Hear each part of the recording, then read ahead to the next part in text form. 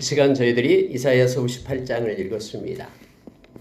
여러분, 이사야서 58장은 우리가 금식과 연관돼서 많이 묵상하고 또 기도와 연관돼서 이 말씀을 반드시 읽어야 될 말씀임을 우리는 잘 압니다. 다시 말하면 우리가 오늘 찬양을 했듯이 우리의 겉모습만 가지고 종교의식을 행해서는 안 된다라는 거예요. 박제된 모습으로, 형식적인 모습으로 하나님 앞에 나아가면서 하나님 왜 어찌하여 들어주지 않습니까? 어찌하여 하나님 침묵하고 계십니까? 어찌하여 당신의 약속들이 나의 삶 가운데 펼쳐지지 않습니까? 라고 우리는 때로는 불평하고 또 원망을 하기도 합니다. 그런데 오늘 말씀의 핵심은 우리의 마음에 있음을 성경은 우리에게 가르쳐 줍니다. 우리의 마음을 하나님께 드리고 우리의 마음의 중심이 하나님께 있어야 됨을 깨닫게 합니다. 마치 하나님의 존재가 나를 돕기 위한 존재, 나의 뜻을 성취하고 이 땅에서 훌륭한 목적을 달성하기 위하여 꼭 필요한 존재로 여겨지는 그러한 이방인이 섬기는 것과 똑같은 방법으로 하나님을 섬겨서는 안 된다라는 것을 이 말씀 가운데서 우리가 깨닫게 합니다. 하나님은 하나님의 뜻을 이루기를 원하십니다. 하나님은 우리의 것이 아닌 하나님의 것이 성취되기를 원하십니다. 하나님은 당신의 백성을 부르신 이유가 찬송받기 위하여 부르셨다라고 성경에 이사야서 43장 21절에서 우리에게 가르쳐주고 있죠. 다시 말하면 하나님은 지금도 중심을 드리고 영을 드리고 진리로 하나님께 예배하는 예배자를 찾고 계심을 우리가 기억하기를 원합니다. 오늘 말씀 가운데 보면은 금식이라는 단어가 나오고 있습니다. 이스라엘 백성들은 속죄일이 있습니다. 모세 율법에 보면은 7월 10일 속죄일이 있는데요. 그날은 겸비하고 또 회개하는 표식으로서 스스로의 몸을 괴롭게 하는 금식을 하게끔 그렇게 정하고 있죠. 레위기서 16장에 보면은 그렇게 나옵니다. 그때는 본래의 금식은 음식을 금하면서 자기의 죄를 깊게 슬퍼하며 하나님 앞에 마음을 드리는, 그래서 하나님의 뜻에 마음을 맞추면서 하나님의 말씀의 거리에 맞추면서 하나님 앞에 애통해 하는 그런 날이 바로 속죄일이죠. 대제사장은 1년에 한 번 속죄소에 들어가서 먼저 자기의 죄를 사함을 받고 그리고 백성의 죄를 위하여 속죄를 하는 날이기도 합니다. 물론 하나님께서 그 은혜를 그 제사를 받으시면은 제사장은 속죄소에서 나올 수가 있지만은 지성소에서 나올 수가 있지만은 그러나 하나님께서 받지 않을 때면 대제사장은 그곳에서 죽게 됩니다. 그래서 제사장의 옷에는 방울이 달려 있습니다. 딸랑거리는 소리가 나지 않을 때는 하나님 앞에서 그가 죽음을 당했다라는 표시죠. 물론 그럴 때 백성들은 밖에서 하나님 앞에 엎드려 기도해야 됨을 알게 합니다. 여러분, 근데 이게 시간이 지나면서 이게 아주 형식화되어 버립니다. 이제는 1년에 한 번 하는 그런 금식이 아니라 여러 번씩 일주일에 한 번씩 금식을 하면서 하나님 앞에 이렇게 올리면은 더 하나님께서 자기의 목적, 자기의 것들을 성취해 줄 거라고 여기면서 종교의식화 되어버렸습니다. 그리고 이것이 하나의 훈장처럼 그때 당시 자랑거리가 되어버렸습니다. 나는 며칠 금식했다, 며칠 했다 하면서 하나님과는 전혀 상관없이 하나님에게 보이는 것이 아니라 사람에게 보이면서 마치 그것이 어떤 영성의 깊이가 되느냐 그렇게 사람들 사이에 자랑하면서 다니는 형태가 되어버렸다라는 겁니다. 다시 말하면 믿음에 대한 순종과 신실한 믿음이 없는 금식은 가치 없는 것임을 이 시간에 일깨워주고 있는 걸 보게 됩니다. 마음의 중심을 하나님께 드리지도 않으면서 형식적으로만 하나님 앞에 나와서 금식을 하는 것은 하나님께서 오늘 말씀하신 것처럼 하나님의 원하시는 것이 무엇인지를 깨달으면서 진심으로 마음을 드리는 그러한 하나님 앞에 기도가 있어야 됨을 우리로 알게 합니다. 어떤 종교적인 의식하고 실제 삶하고는 전혀 동떨어진 연결되지 않는 것에 대해서 하나님께서는 지금 책망하고 있는 것입니다.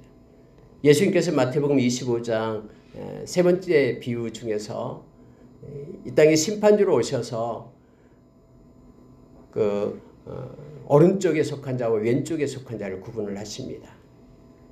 양의 무리와 염소의 무리를 구분하시고 심판하신다라고 말씀하시죠.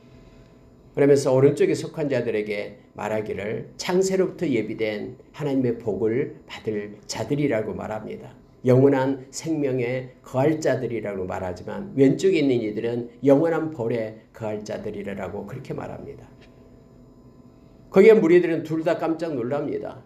왜 우리가 구원을 받을 자입니까? 한쪽은 왜 우리가 구원을 받지 못할 자입니까? 라고 말할 때에 예수님께서는 그렇게 말씀에 기록을 하고 있죠. 내가 줄일 때 먹을 걸 주었고 내가 목마를 때 마실 것을 주었고 아플 때 찾아보았고 옥에 갇혔을 때 돌아보았다. 우리가 언제 그랬습니까? 라고 말할 때에 나에게 속한 지극히 작은 자에게 한 것이 곧 내게 한 것이다. 라고 주님께서는 말씀을 하십니다. 반대로 나에게 속한 작은 자에게 하지 않는 것이 곧 내게 하지 않는 것이다. 라고 또 왼쪽에는 말하고 있죠. 이것이 무슨 뜻입니까? 실제 하나님을 향한 종교란 의식하고 하나님을 향한 영성하고 실제 삶하고 서로 연결되어 있다는 것을 우리로 하여금 알게 합니다. 예수님께서 마태복음 5장 23절 24절에서 하나님께 예배하기 위하여 예물을 가지고 하나님 앞에 왔는데 갑자기 예물 드리기 전에 이웃의 형제들과 서로 화해하지 못하고 마음이 불편한 것이 생각이 났다라는 거예요. 그러면 예수님께서는 그렇게 말씀하고 있죠. 산상수훈에서 예물을 잠시 놓아두고 너는 밖에 나가서 그 마음에 걸린 그 사람과 서로 화해하고 와서 그리고 나서 용서하고 와서 그리고 와서 하나님께 예물을 드리라라고 예수님께서 친히 말씀을 하셨음을 우리는 잘 압니다. 우리는 때로는 어떤 종교의식 속에 붙잡혀 있어가지고 박제된 모습으로 그렇게 행하면은 구원이 마치 우리가 온 것처럼 착각하는 삶을 살게 됩니다. 그러나 진정 우리의 중심, 마음의 중심이 하나님을 향하고 하나님께 속해 있고 우리의 마음의 내면이 하나님의 임재와 통치를 받아야 됨을 우리가 깨닫기를 원합니다. 여러분 오늘 말씀을 한번 보십시오. 1절에서 하나님께서는 이렇게 말합니다. 크게 외치라. 목소리를 아끼지 말라. 내 목소리를 나팔같이 높여 내 백성에게 그들의 허물을 야곱의 집에 그들의 죄를 알리라. 하나님이 이스라엘을 통해서요. 네가 진짜 목소리 끝까지 높여서 너무너무 중요하니까 이것을 알아야 되니까 막 크게 외치라라고 목소리 아끼지 말라라고 목이 쉬도록 그렇게 나팔같이 힘써 외치라라고 그렇게 말씀을 합니다. 왜요? 이것이 중요하니까. 이것이 모든 하나님의 백성에게 있어야 되니까 하면서 그렇게 요청하고 있는 것을 보게 됩니다. 그들의 허물이 있다라고 말하고 그들의 죄가 있다라고 말합니다. 그것을 알리라라고 말하고 있음을 보게 됩니다. 여러분 2절 보십시오. 그들이 날마다 나를 찾아 나의 길 알기를 즐거워함이 마치 공의를 행하여 나의 하나님의 규례를 저버리지 아니하는 나라 같아서 의로운 판단을 내게 구하며 하나님께 가까이 하기를 즐거워하는도다. 마치 그들의 겉모습을 보면은 매일매일 나를 찾고 하나님의 길을 알기를 즐거워하면서 오는 것 같고 공의를 행하기 위하여 하나님께 기도하는 것 같고 하나님의 규례를 저버리지 아니하고 말씀에 순종하는 것 같고 그래서 의로운 판단을 하나님께 구하면서 하나님과 가까이 하기를 즐거워하는 것처럼 그렇게 보여진다라는 거예요. 겉모습만 볼 때는. 그러면서 그들은 금식을 하되 어찌하여 주께서 보지 아니하시오며 우리가 마음을 괴롭게 하되 어찌하여 주께서 알아주지 아니하시나이까 보라 너희가 금식하는 날에 오락을 구하며 온갖 일을 시키는도다. 그러면서 그들은 하나님 앞에 불평하고 있다라는 거예요. 우리가 이런 모습으로 이렇게 경건의 삶에 사는 모습으로 하나님 앞에 나가는데 아니 하나님 왜 뒷짐 짓고 구경만 하십니까? 왜 우리의 필요를 채워주지 않습니까? 왜 어찌하여 하나님 보지 않습니까? 우리가 지금 마음을 괴롭게 하되 이 말은 금식한다라는 뜻이에요. 우리가 곡기를 끊고 하나님 앞에 금식하면서 그래서 우리가 하나님 앞에 나아가는데 왜 하나님 어찌하여 우리에게 채워주지 않습니까? 라고 말한다라는 거죠. 근데 하나님께서는 보라, 너희가 금식하는 날에 오락을 구하며 온갖 일을 시키는도다. 보라, 너희가 금식하면서 논쟁하며 다투며 악한 주먹으로 치는도다. 너희가 오늘 금식하는 것은 너희의 목소리를 상달하게 하려는 것이 아니니라. 다시 말하면 하나님께서는요, 너희가 금식하면서 나에게 와 기도하는데 너희들의 실제 삶을 한번 보라라는 거예요. 삶 가운데는 마치 금식하는 자 같지 않다라는 거예요. 하나님 앞에 구하고 하나님이 나의 삶을 보십시오. 하나님의 도움을 요청합니다. 나의 뜻이 이것입니다라고 하나님께 드리고 상달하는 것 같은 모습이 아니다라고 지금 하나님은 말씀하고 계시는 거예요. 그 내용이 뭐냐면 실제 삶 가운데서는 그렇다라는 겁니다. 논쟁하고 다투고 자기의 유익을 위하여 서로 논쟁하고 다투기 시작하고요. 뿐만 아니라 주먹으로 치고 자기의 권리를 포기하지 않고 권리를 행사하기 위하여 자기보다 나약한 자에게 자기의 힘을 사용하면서 주먹으로 쳤다라고 말합니다.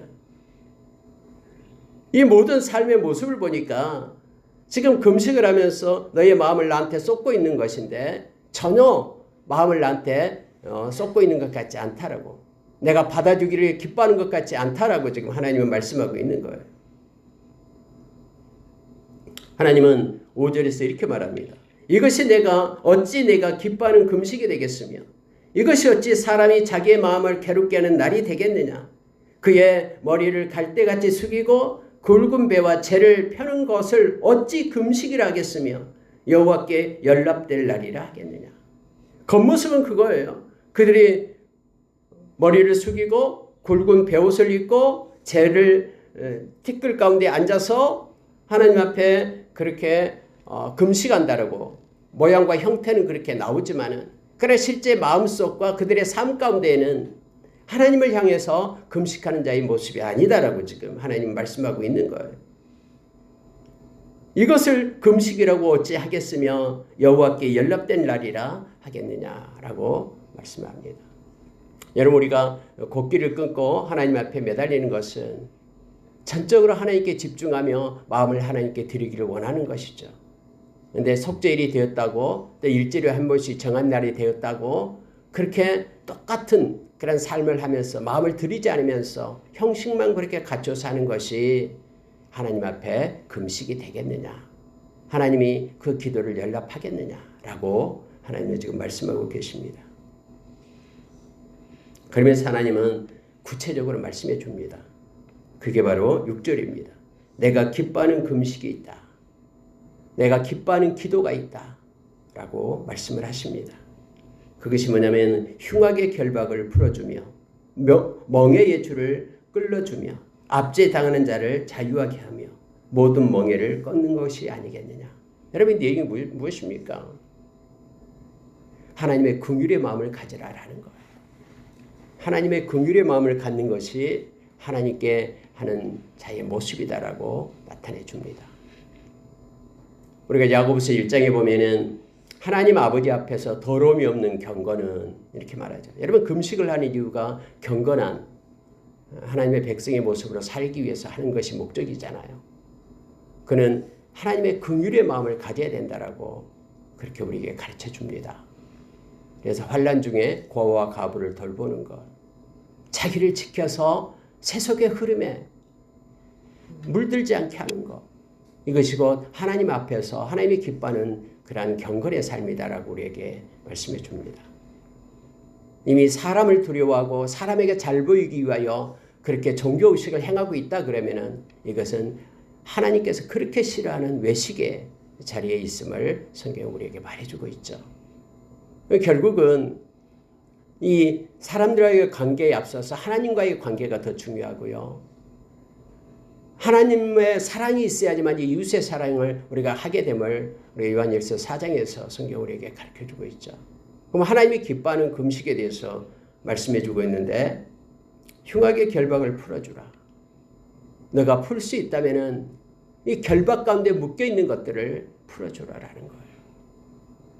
자기 자신을 위한 것이 아니라 누군가의 형제를 위해서, 결박당하고 있는 그들을 위해서 우리가 도고 기도하면서 그러한 상황과 환경을 풀어주고 멍에의 줄을 끌어주고 압제당하는 자를 자유하게 하고 그리고 모든 멍에를 꺾어줘라라고 말하고 있는 것입니다. 예수 그리스도의 이름으로 주님의 긍휼의 마음을 가지고 먼저 기도하고 그 기도를 가지고 산 가운데 그렇게 순종하며 삶으로 하나님께 예배를 드릴 것을 요청하고 있는 것을 보게 됩니다. 7절을 보십시오. 또 줄인 자에게 네 양식을 나누어 주며 유리하는 빈민을 지배드리며 헐벗은 자를 보면 입히며 또 내 권력을 피하여 스스로 숨지 아니하는 것이 아니겠느냐. 하나님이 실제 삶을 말하고 있는 거예요. 줄인 자를 보거든 네가 먹을 양식을 나누어 주는 것, 유리하는 빈민을 따뜻한 집으로 맞아들이는 것, 헐벗은 자를 보면은 옷을 입히고 특히 내 권력을 피하여 스스로 숨지 아니하는 것이 아니겠느냐. 여러분 왜 권력을 피하여 숨냐 그러면요.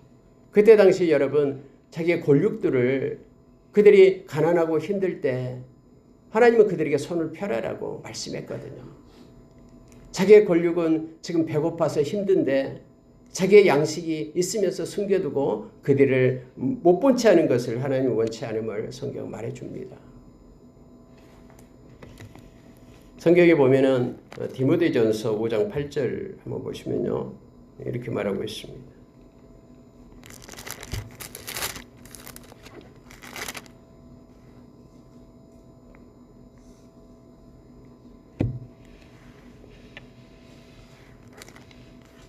디모데전서 5장 8절에 보면은 누구든지 자기 친족, 특히 자기 가족을 돌보지 아니하면 믿음을 배반한 자요 불신자보다 더 악한 자니라.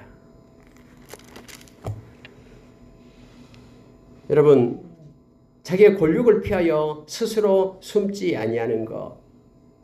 그러니까 하나님은 삶을 통해서 경건한 자로, 영성을 가진 자로 우리가 살 것을 요청해 주고 있는 것입니다.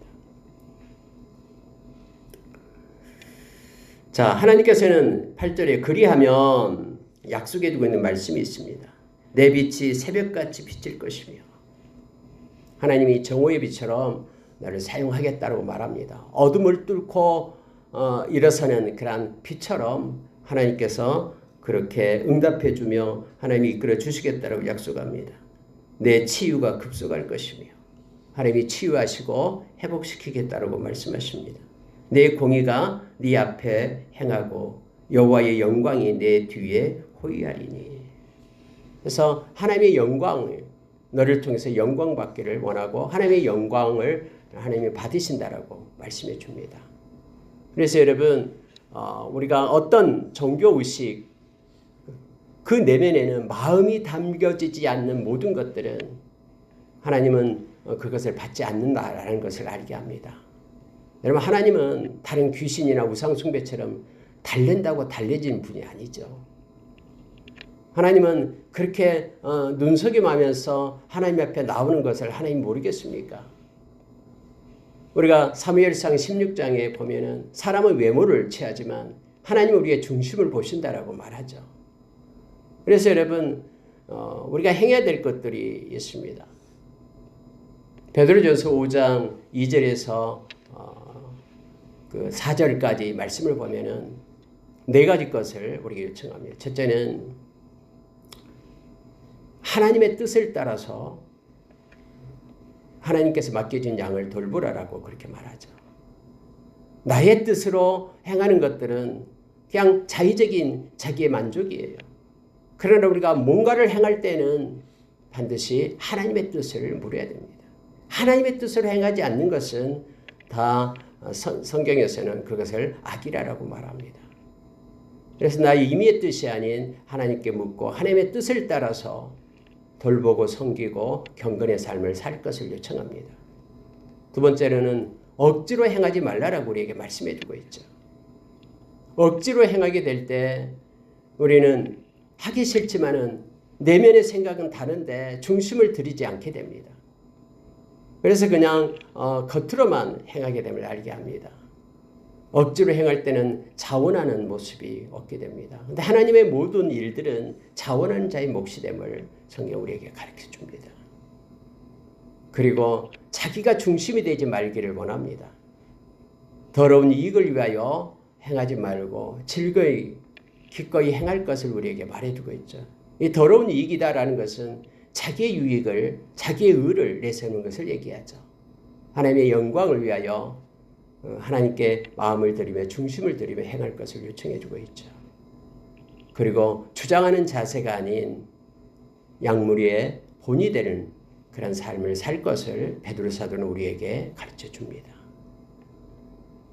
우리가 하나님께 나아가면서 이 땅에서 우리가 신앙생활, 종교생활을 한다라고 말할 때에 생활 따로 마음 따로 해서는 안 되고요. 우리의 중심을 하나님께 드리면서 진실되고 온전하고 하나님을 경외함으로 우리가 살아가야 됨을 가르쳐 줍니다. 여러분 9절에 한번 보시기 바랍니다.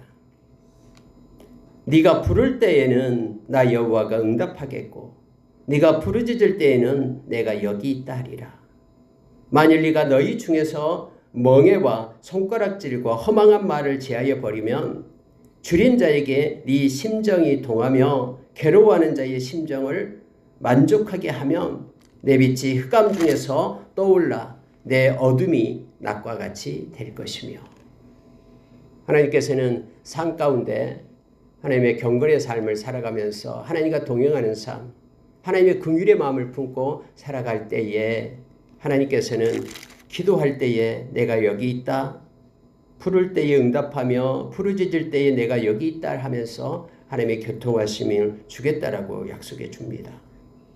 그리고 특히 하나님의 긍휼의 마음을 가지면서 10절에 나타내 준 걸 보면은 하나님께서는 어둠이 낮과 같이 될 것이며 또 11절로 연결됩니다.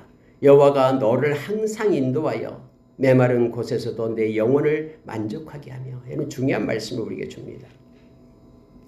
하나님의 긍휼의 마음을 가지고 하나님의 뜻을 행하면서 그리고 자원하면서 그리고 하나님의 영광을 위하여 일하면서 그렇게 나아가게 될 때 하나님께서 약속해 주신 것이 11절입니다. 너를 항상 인도하겠다라고 말씀합니다. 항상 인도하겠다. 근데 여러분 메마른 곳에서도 내 영혼을 만족하게 하겠다.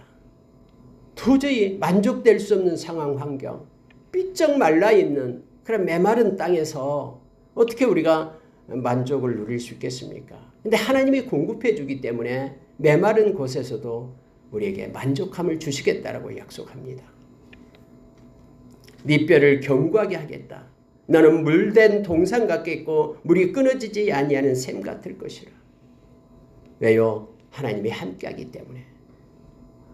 모든 생수의 근원이 되신 분이 우리 하나님이시잖아요. 생수의 근원이 되신 전능하신 하나님이 함께하기 때문에 어떤 순간 어떤 상태에서도 하나님께서 우리에게 만족을 주시며 기쁨을 주시며 그리고 끊어지지 않는 물된 동산과 같은 은혜를 우리에게 입힌다라고 말씀해 주고 있습니다. 12절 보시기 바랍니다. 내게서 날 자들이 오래 황폐된 곳을 다시 세울 것이며 너는 역대에 파괴된 기초를 쌓으리니 너를 일컬어 무너진 데를 보수하는 자라 할 것이며 길을 수축하여 거할 곳이 되게 하는 자라 하리라. 하나님이 어떤 복을 주시냐면요.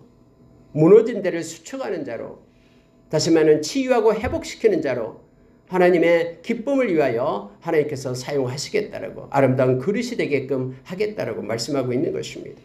아무리 노래를 잘하고 아무리 그림을 잘 그린다고 해도요. 하나님의 손에 들림을 받지 못하면은 그의 모든 재능은 아무런 의미가 없어집니다. 하나님께서 기뻐하면서 하나님이 붙들어주는 그는 이 땅에서 가장 존귀하고 가치 있는 자가 되는 것이죠. 그래서 여러분 하나님의 쓰심에 합당한 자가 되게 해달라고 우리가 기도하며 나가기를 원합니다. 예수님의 그런 제자들이 그런 사내들인 공연들 앞에서 고난을 받잖아요. 막 매를 맞잖아요. 우리가 사도행전 5장에서요. 그런데 그들이 나가면서 그들은 기뻐합니다. 이 매를 맞았다라는 것은요. 이 40에 하나 감한 매를 맞게 되잖아요. 유대인들은요. 엉덩이 다 터져나갑니다. 너무너무 40이 넘어가면 죽을 수 있으니까 거기까지 생명에 지장 없도록 40에 하나 감하는 그런 매를 맞게끔 그렇게 하죠. 어쨌든 많이 맞았어요. 아파요. 그럼에도 불구하고 그가 하나님은 우리 주님을 위하여 고난받는 자리에 합당한 자로 그들을 불러서 주님을 위하여 고난을 받는 것에 대해서 감사하면서 하나님 앞에 찬상을 올리는 그런 모습을 우리가 보게 되죠. 여러분, 어떤 형태로든 하나님의 쓰심에 합당한 자로 서는 것은 가장 큰 복이고 은혜입니다. 그래서 우리가 우리 자녀들이 하나님께서 기뻐하는 자리에 하나님의 영광을 위하여 쓰임받기를 원합니다. 저희들도 하나님의 거룩한 쓰임받는 도구가 되기를 원합니다 하면서 기도하며 나가기를 원합니다. 특히 여러분, 파괴된 기초를 쌓는데, 무너진 데를 보수하는데, 황폐한 곳을 다시 세우는데 하나님의 영광을 위하여 이런 곳에 쓰임받는 자로 우리가 서기를 원합니다. 성벽이 무너져 있는데 그것을 파수할 자들을 하나님은 찾고 있습니다. 진리의 말씀을 붙잡고 끝까지 보존하면서 붙들고 순종하며 따라갈 이들을 찾고 있습니다. 하나님의 마음을 가지고 남은 생 하나님이 기뻐하는 곳에 우리가 쓰임받기를 간절히 소원합니다. 그러려면 하나님의 뜻에 따라서 우리의 마음을 하나님께 드려야 됩니다. 우리의 삶 가운데 경건의 삶을 살아가는데 특히 하나님의 긍휼이 우리 가운데 입혀져서 하나님과 동행하며 하나님이 기뻐하는 곳에 우리가 쓰임받는 자가 되기를 원합니다.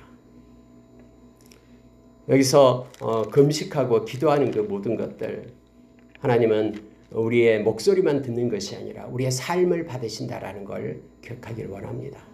그리고 우리의 중심을 하나님은 기뻐하십니다. 예수의 보혈은 우리의 모든 것을 새롭게 할 수 있습니다.